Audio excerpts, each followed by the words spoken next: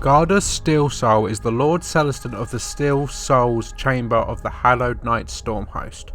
Known as Gardus in his mortal life, he devoted himself to the care of the sick and the cursed of Decimus Harbour in his hospice of Grand Lazar. As the Age of Chaos fell onto Nemesis in the form of the Skin Stealer tribe, they attacked his hospice. He was forged to fight back.